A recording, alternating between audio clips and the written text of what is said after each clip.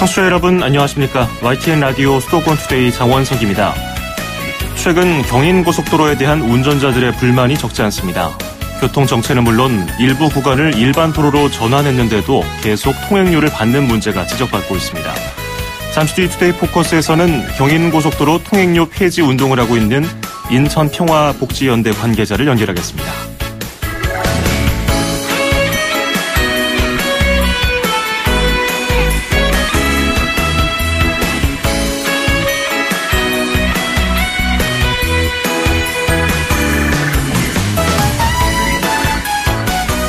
오늘 아침 앵커가 뽑은 수도권 뉴스입니다.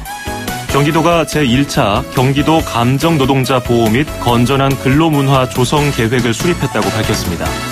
경기도 조사에 따르면 도내 전체 취업자의 32%인 206만 9천여 명이 감정노동자였습니다.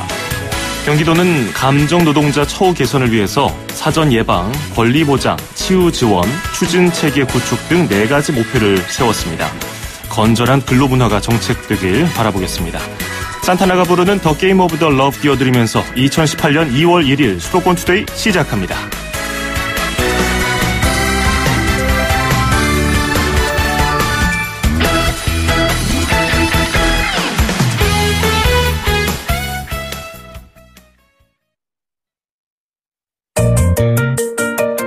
음악과 수도권 뉴스가 한방에 수도권 전문 방송 수도권 투데이.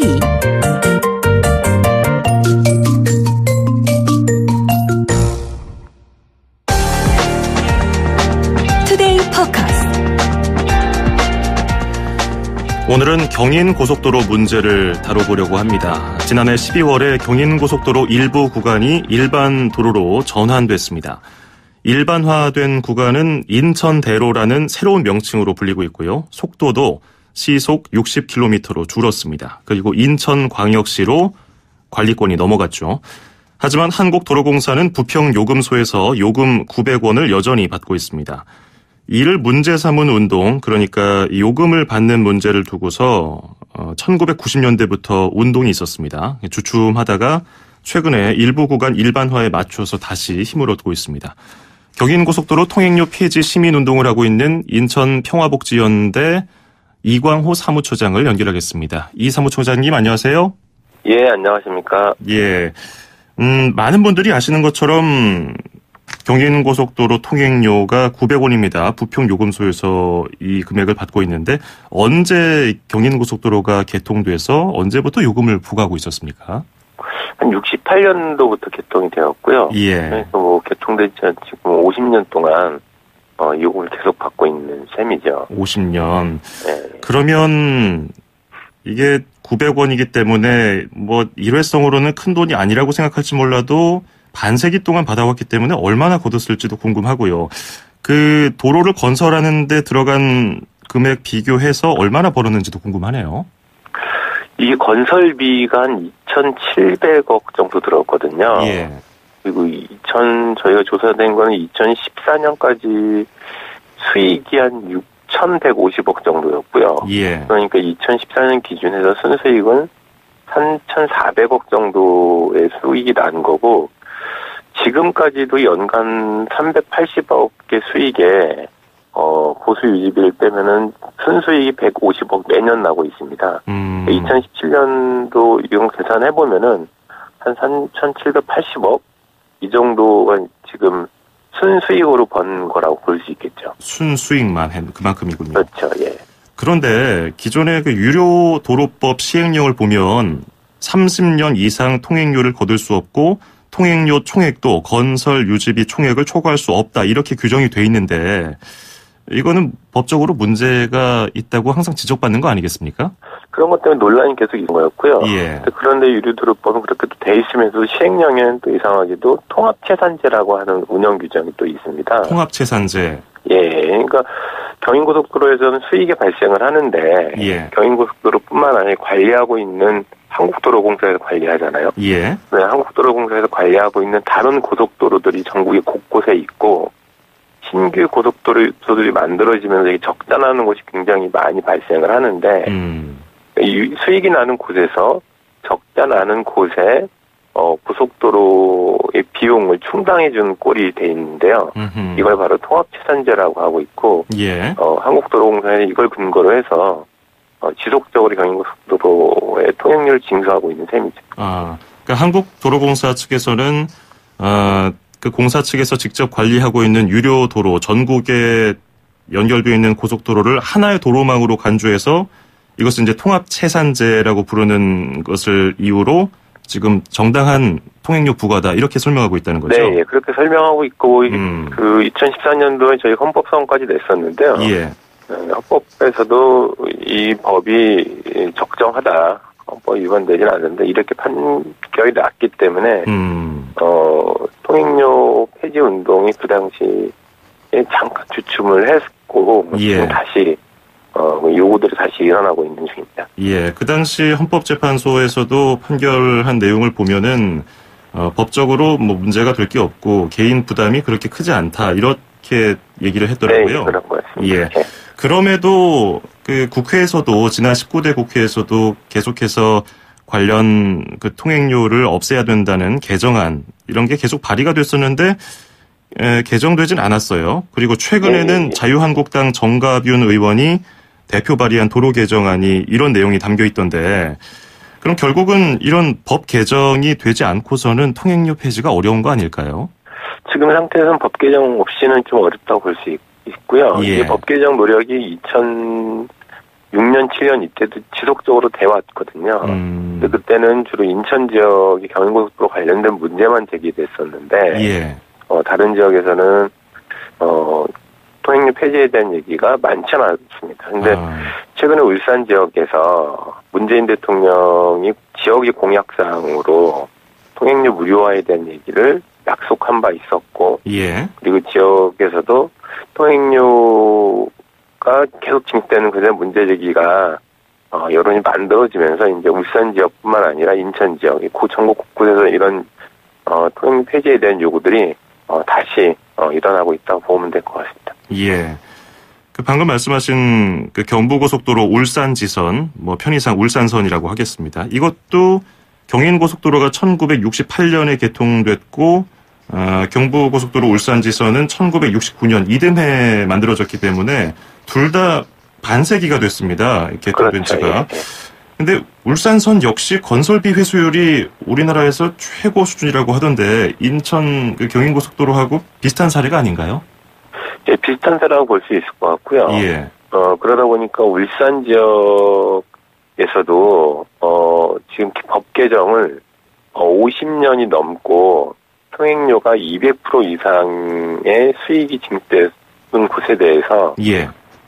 통행료 무료화에 대한 법 개정이 있어야 된다라고 하는 개정안을 일단 내놓은 상태인데 이게 200%가 맞느냐, 50년 이상이 되는 게 맞느냐라고 하는 것에 대한 객관적 논의는 좀 필요한 상태라고 봅니다.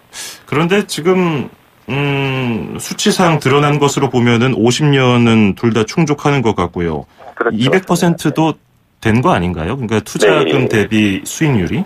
예. 근데 지금 뭐 법 개정안으로만 보면은 예. 그러니까 인천과 울산 이렇게 두 지역만 해당이 되는데요. 뭐 통행료 오래됐고 통행료가 초과 징수됐던 곳들이 두세 군데 더 있기 때문에 그것까지 적용할 거냐 말 거냐 이런 논의도 일단 필요한 상태입니다. 특히 경부고속도로도 굉장히 오래됐거든요. 예. 그리고 초과 수익도 굉장히 많이 있고 경부고속도로까지 적용할 거냐 말 거냐라고 하는 논의도 같이 포함돼서 검토될 사항이라고 보고 봅니다. 예, 이게 사실 도로가 다 연결돼 있고 특정 지역의 도로만 법 개정에 담기에는 너무 많은 것들이 얽혀 있기 때문에 쉽지 않은 문제군요. 그렇기 때문에 지금 1999년부터 해서 계속 이런 운동 얘기가 나오고 있는 것인데, 그럼 한국도로공사 측에서는 이런 유료도로법 시행령과 관련한 통합채산제 이런 것으로 이제 법적인 근거를 들고 있는데 그 외에 통행료 징수 이유를 뭐라고 설명하고 있습니까? 그러니까 징수 이유는 통합채산제를 근거로 정확히 들고 있는 거고요. 예. 그리고 뭐 그거 외에는 뭐 이렇게 비용이 많이 들지 않는다. 개인한테 부담되는 비용이 굉장히 적다라는 것 때문에 시민 예. 부담이 적다 이렇게 얘기하는데 근데 이거는 뭐 한 번 다니는 시민들은 그럴 수 있겠지만은 울산선도 그렇지만은 경인고속도로도 출퇴근용으로 쓰고 있는 그 시민 생활도로거든요. 예. 이 초기에는 산업도로로 해서 경인고속도로라는 의미가 있었겠지만 지금은 산업도로의 성격보다는 시민 생활용 도심에 있는 도로이기 때문에 이게 시민 부담이 적은 게 아닙니다. 하루 뭐 한 번 지나갈 때 900원이라고 하지만은 왕복으로 했던 그리고 이거를 거의 매일 이용하고 있는 시민들 입장에서는 굉장히 많은 비용이 든다고 볼 수 있겠죠. 예. 또 일부에서는 이런 반박도 합니다. 유료 도로를 무료로 하면 도로공사가 수익성이 악화되고 길게 보면 정부 지원 부담이 되고 결국 국민들의 세금이 여기에 들어가기 때문에 신규 도로 건설량이 좀 줄어들 수도 있고 이 도로를 이용하지 않는 사람들의 부담이 늘어난다. 그래서 이제 국회 문턱을 넘지 못한 것들이 많은데 이 부분에 대해서는 어떤 좀 의견을 갖고 계십니까? 한국도로공사에서 신규 고속도로를 많이 만들고 있잖아요. 예. 근데 이게 통행량 조사가 엄격하게 되지 않은 상태에서 만들어지는 경우도 굉장히 많거든요. 네, 그러다 보니까 통행료 조사가 되지 않은 상태, 엄격하게 되지 않은 상태 만들어질 경우에 저게 발생되는 적자가 늘어날 수밖에 없는 거고 그 적자폭은 결국은 다른 시민들한테 전가될 수밖에 없는 거잖아요. 예. 네, 그렇기 때문에 이게 생활도로는 일단은 통행료 무료화는 정책 기본으로 잡아주고 그리고 신규 노선들이 만들어질 때 이것을 남발하지 않게 그리고 엄격한 잣대로 해서 통행 양을 조사된 이후에 만들 거냐 만들지 말 거냐라고 하는 정책을 만들어야지 무조건 만들어 놓고 저기서 발생되는 적자를 생활도로 성격 있는 고속도로에서 부담해야 된다라고 하는 거는 예. 행정적으로 너무 편리하게 정책을 펴고 있는 거 아닌가 이렇게 생각됩니다. 예. 자, 그리고 이것뿐 아니라 뭐 문학 IC에서 검단 그리고 서인천 IC에서 신월 IC 같은 고속도로 사업도 계속 추진되고 있는데 네, 이러면 그렇죠. 계속해서 시민들 부담만 늘어나지 않을까 걱정하는 목소리가 높거든요. 인천시 협조도 필요할 것 같은데 시에서는 어떤 입장을 밝힌 게 있습니까? 아직 시에서 뭐 통행료 여기 만들어질 경우에 결국 통행료가 생기게 되는데 예. 통행료 추산을 해서 뭐 얼마를 정하거나 이러지 못하고 있는 상황인데요. 뭐 대체적으로 알려진 거는 5,000원에서 6,000원 정도까지 서울 가는 비용이 들 거다. 통행료가 신규도로까지 만들어지고 나면은 이렇게 얘기되고 있습니다. 근데 이거는 시민적 합의를 좀 거쳐야 될 것 같고 가급적 통행료를 줄일 수 있게끔 하는 방식에 대한 연구가 시도 그렇고 시의회도 함께 시민사회가 좀 필요할 것 같습니다. 예. 앞서 잠깐 얘기가 나왔지만 2014년 7월에 헌법재판소에서 경인고속도로 통행료 부과는 합헌이다 이런 결정을 내린 이후에 통행료 폐지 운동이 좀 주춤했었는데 지난해 12월에 경인고속도로 일부 구간이 일반화되면서 운동에 다시 힘을 얻기 시작했는데요. 앞으로 통행료 폐지 운동은 어떤 식으로 진행하실 것인지 계획 좀 부탁드리겠습니다. 말씀 좀 주시죠. 예, 전에는 헌법 소원까지 했었는데 이번에는 통행료 폐지 법 개정 운동을 좀 추진할 예정이고요. 그리고 법 개정 위한 서명 운동을 좀 추진하고 인천 지역 시민사회와 정치권이 함께 대책을 좀 구성을 좀 빠르게 추진될 예정입니다. 그리고 인천뿐만 아니라 울산도 같이 얘기하고 있기 때문에 울산 지역하고 함께 공동행동을 하거나 국회 토론회를 통해서 통합체산제에 대한 문제를 좀 확산시키고 시민들을 위한 법이 어떤 것인지 정확히 판단 이후에 법 개정을 함께 할 수 있도록 노력할 계획입니다. 예, 알겠습니다. 오늘 말씀 잘 들었습니다. 고맙습니다. 네, 고맙습니다. 네, 지금까지 인천평화복지연대 이광호 사무처장이었습니다. 수도권에서 일어나는 모든 소식을 함께합니다. 수도권 투데이. 길에서 보고 듣는 세상. 뉴스에서 접한 궁금한 점들. 운전하면서 겪는 희로애락. 생활 속 이야기를 풀어주세요. 세상 사는 이야기 함께 나눠보는 운수대통 만사형통 통통 메시지. 안녕하세요. 저는 아현동에 사는 다둥이 엄마 이경미입니다.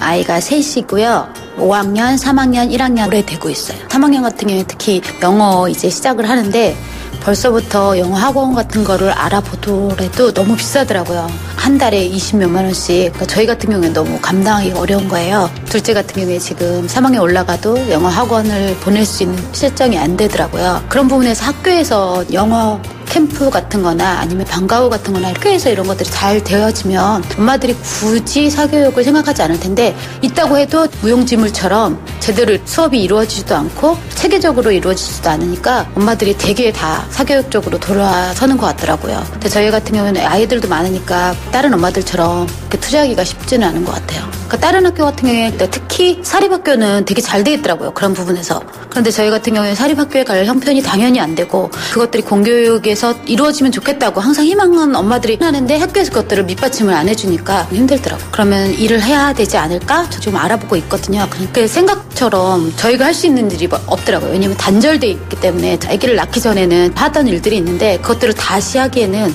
너무 오랜 시간 동안 거의 10년이 넘게 일을 안 했기 때문에 단절된 여성들을 위해서 프로그램들이 많다고 하지만 실질적으로 저희들이 느끼기에는 정보를 잘 얻을 수가 없어요. 몇 시간이라도 일하고 아이들 학원비라도 좀 될 수 있는 그런 게 되었으면 좋겠는데 쉽게 구할 수도 없고, 그런 일자리를 나라에서 해주면 엄마들한테는 그것보다 좋은 게 없을 것 같아요.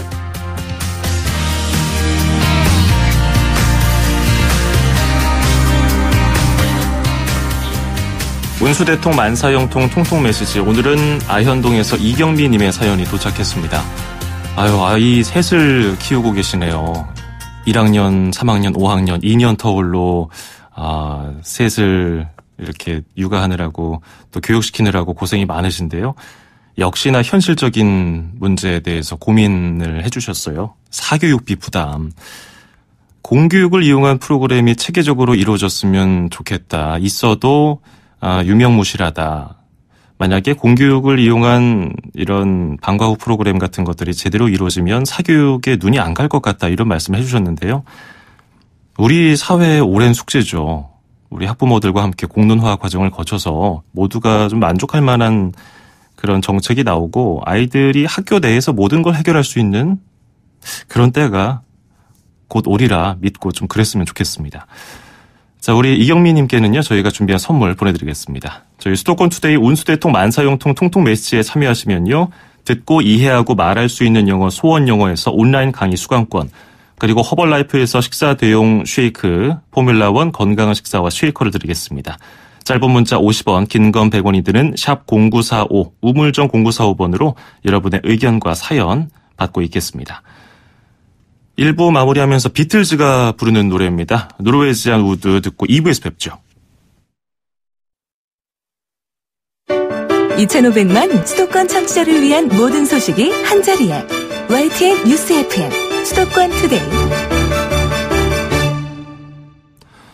FM 94.5MHz YTN 뉴스 FM 수도권 투데이 2부 듣고 계십니다. 저는 아나운서 장원석이고요.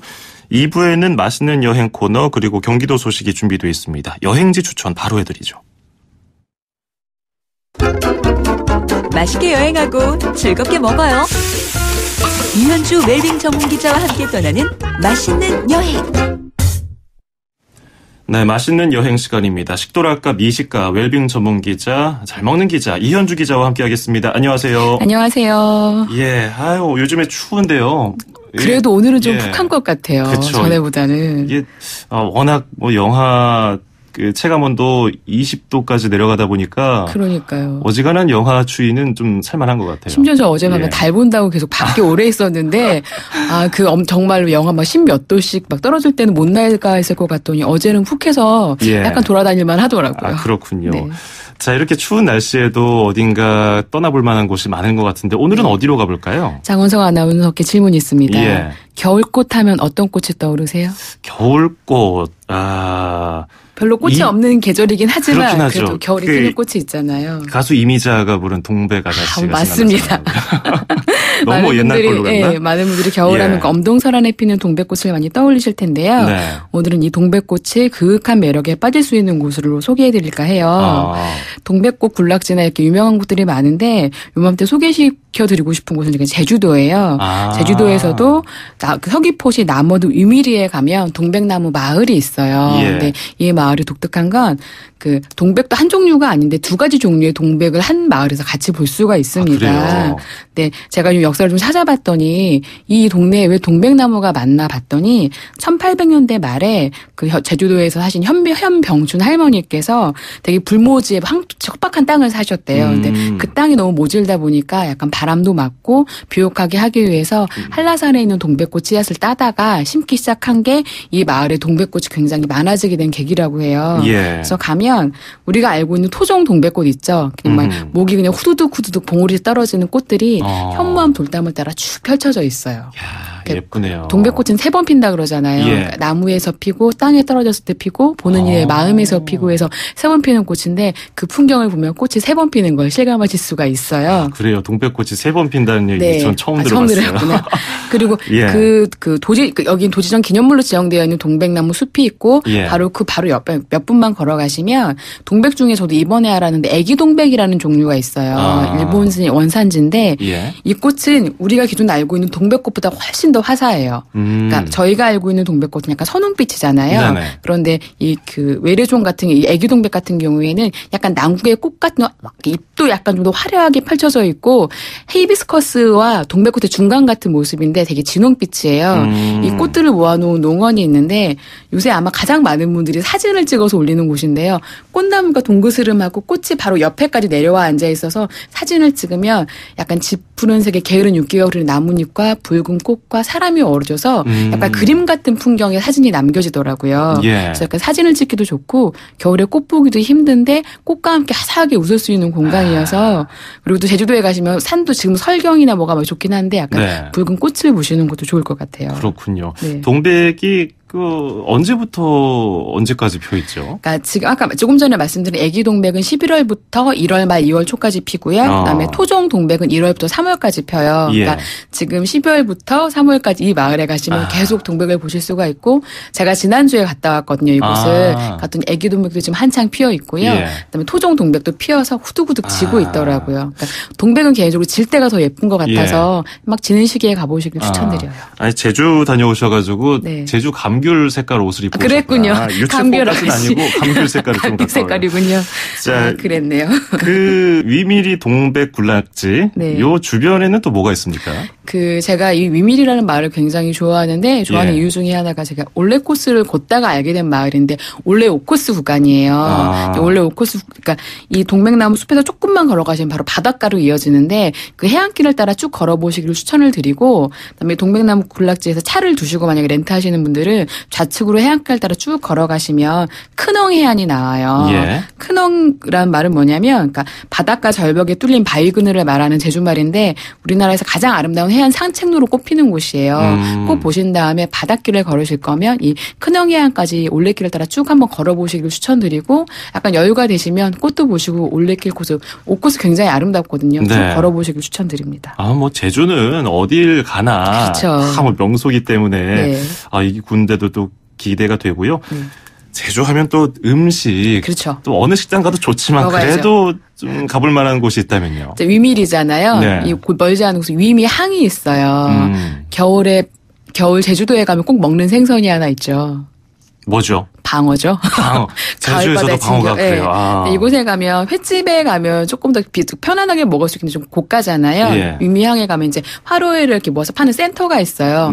포장도 가능하고 회를 뜨면 2층에 올라가면 차림비를 내가지고 이제 먹을 수가 있는데 바로 바닷가 앞에 면에 있어가지고 풍경도 좋고 또 회가 좀 불편하신 분들은 회국수와 회덮밥을 파는데 제주에서는 뭘 먹어도 맛있는데 신선한 회와 탄수화물이 만나서 딱 어우러지는 한 끼가 굉장히 좋더라고요. 네. 그래서 한번 둘러보시고서 이제 항 쪽에 가셔가지고 이제 그 제주도 가면 먹을 수 있는 또 고등어회도 있거든요. 고등어회랑 방어회 신선한 해산물 드셔보시길 추천드려요. 예.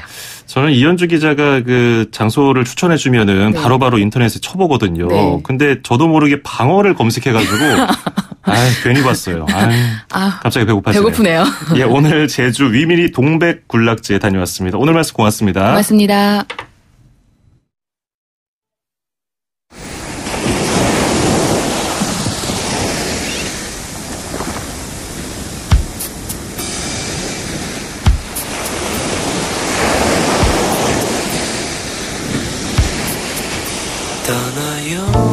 네. 파도 소리 들으니까 굉장히 시원해지는군요. 이현주 기자가 추천해준 제주입니다. 최성훈이 부르는 제주도 푸른밤 듣고 계속 이어갑니다. 푸른밤 그 별 아래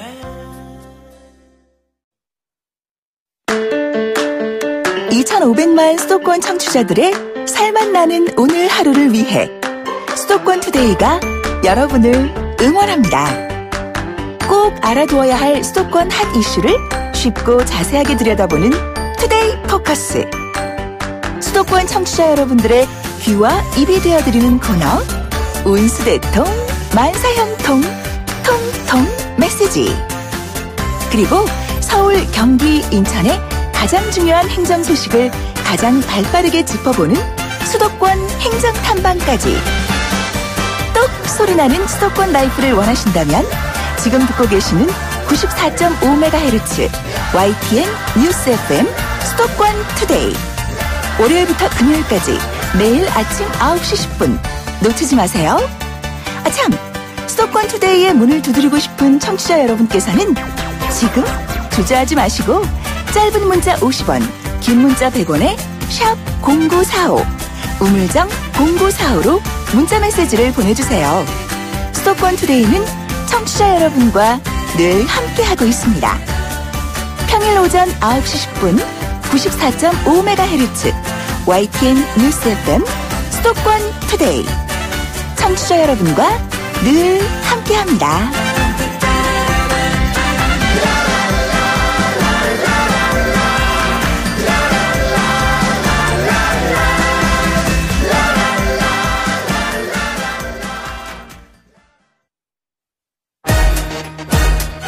출입처 기자들의 수첩을 살짝.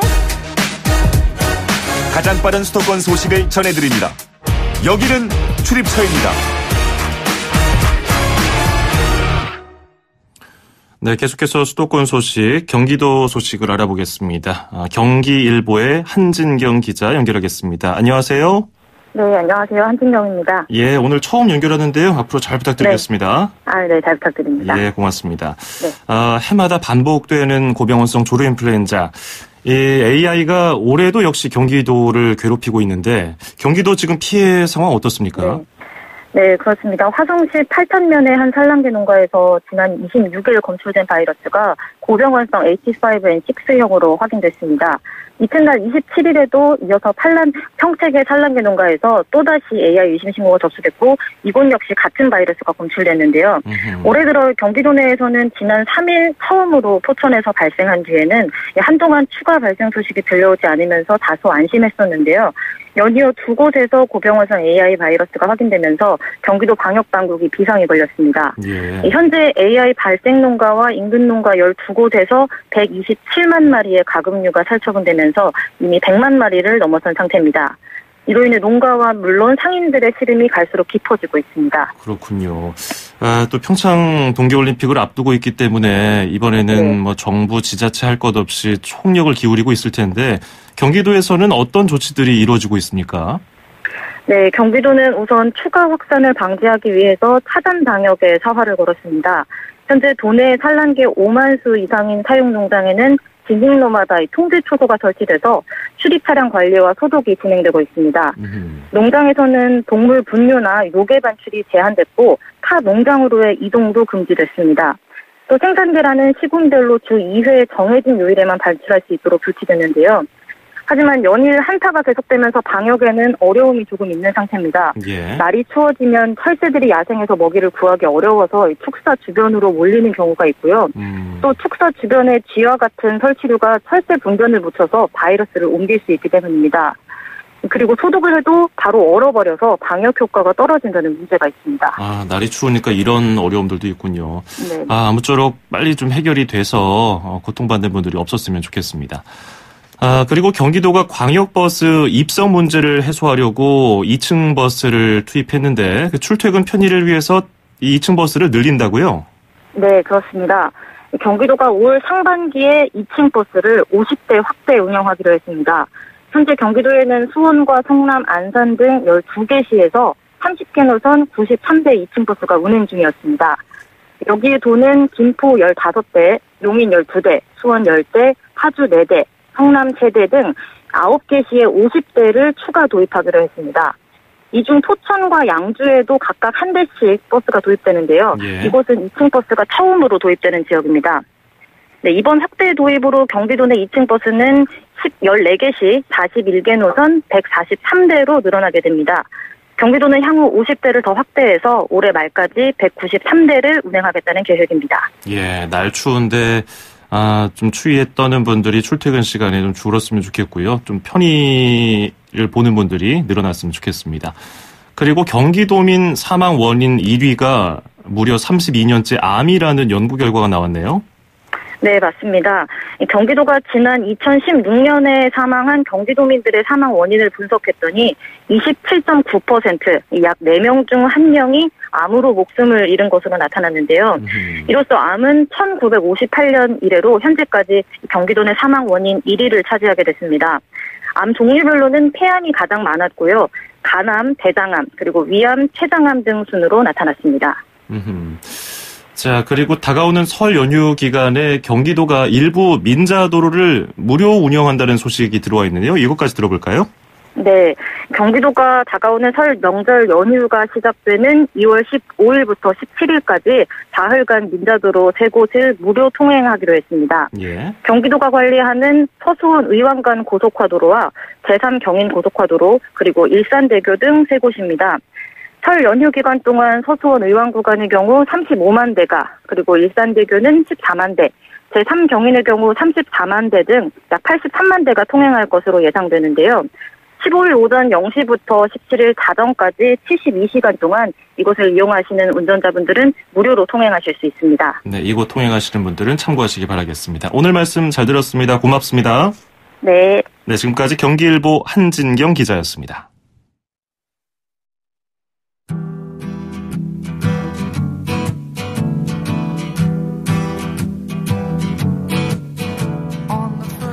(2월 1일) 수도권 투데이 오늘 준비한 소식은 여기까지입니다. 끝으로 아메리카의 A Horse with No Name 띄워드리면서 인사드리겠습니다.